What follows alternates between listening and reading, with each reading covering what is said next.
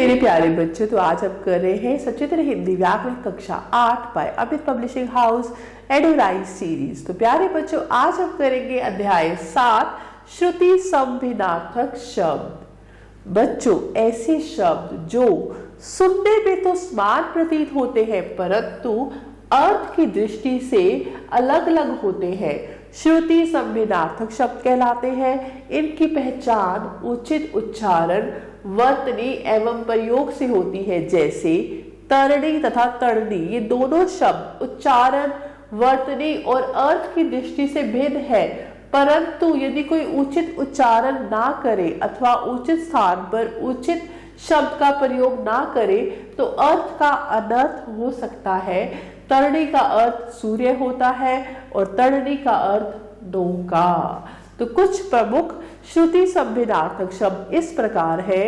ये शब्द है, उनके अर्थ, शब्द और अर्थ। कुल वंश, कुल किनारा, कर्म काम, क्रम सिलसिला, आकर खान और भंडार, आकार आकृति, चालक चलाने वाला यानी ड्राइवर, चालाक चतुर, चर्म यानी चमड़ा और चरम यानी अंतिम, समान यानी बराबर और समान वस्तु, द्रव यानी तरल पदार्थ, द्रव्य धन दौलत, दीप दीपक और दिया, द्वीप टापू, प्रकार भेद और ढंग, प्रकार चार दीवारी खाई, ग्रह नक्षत्र, गृह घर, अंतर हृदय, अंदर भीतर, अवधि समय और सीमा।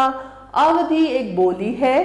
कली कलयुग और कली अध खिला फूल, आदि आरंभ और शुरू, आदि आदत होना, अली भवरा या भोरा, अली सखी या मित्र, अंग गोद, अंग शरीर का हिस्सा, आधी मानसिक रोग और आधी आधा हिस्सा, अनल आग, अनिल हवा, अवश्य जरूर, अवश्य लाचार और बेबस, अन्य दूसरा, अन्न अनाज, उपयुक्त ठीक और उचित, उपर्युक्त ऊपर कहा गया, चपल चंचल, चपला बिजली,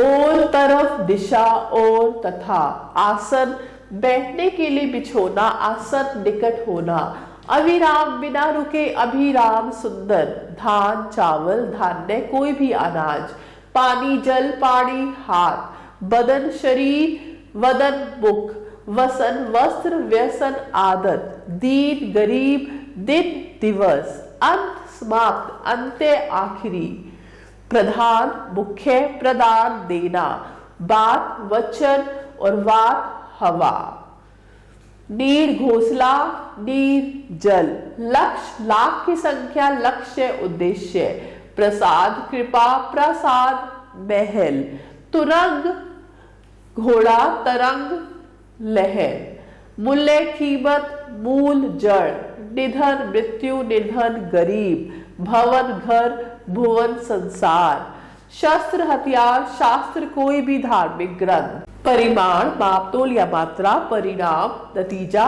गुरु आचार्य, गुर हुनर या उपाय, शाल एक वृक्ष या चादर, साल वर्ष, कटक सेना का समूह, कंटक कांटा। अब आपकी बारी। प्रश्न 1 सही विकल्प चुने। पहला है ग्रह के लिए सही शब्द है, तो ग्रह के लिए सही शब्द है नक्षत्र।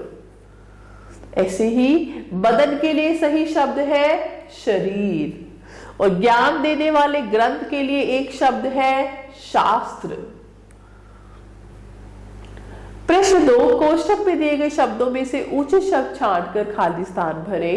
पहला है डैश ही धन के महत्व को समझ सकता है, निधन या निर्धन, निर्धन गरीब व्यक्ति, निर्धन। दूसरा है अर्धवार्षिक परीक्षा के कल डैश निकलेंगे, परिमाण या परिणाम, परिणाम।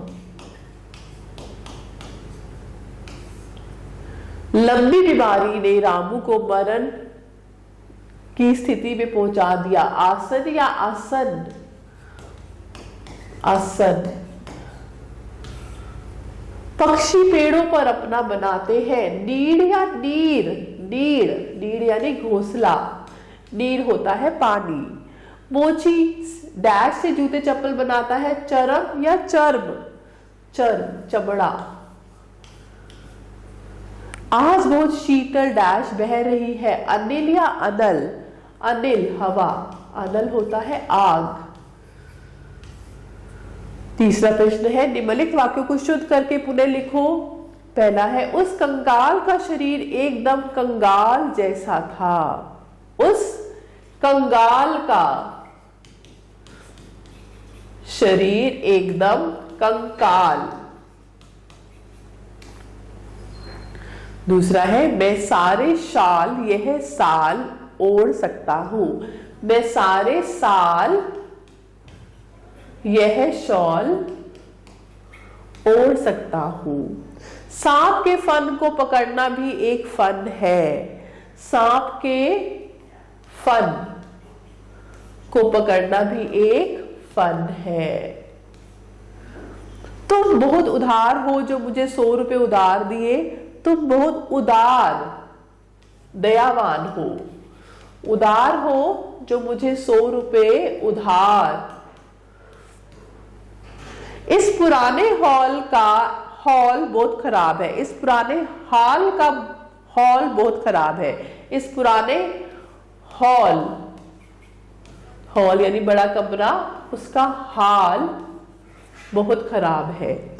सभी को कर्म से अपना अपना क्रम करना है। सभी को क्रम से अपना अपना कर्म करना है।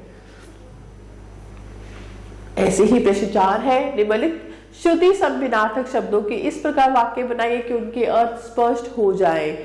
जैसे कुल, कूल, अंदर, अंदर, लक्ष्य, लक्ष्य। धान, अधिक बारिश से धान की फसल यानी चावल की फसल खराब होगी। धान्य यानी अनाज, सारे अनाज। हमारा भारत देश सभी धान्य से परिपूर्ण है। ऐसे ही आप दीप और द्वीप कर सकते हैं। तो मैं आशा करती हूँ आपको अध्याय अच्छे से समझ आया होगा। आप सभी बच्चों का तहे दिल से धन्यवाद। हमेशा खुश रहे और स्वस्थ रहे।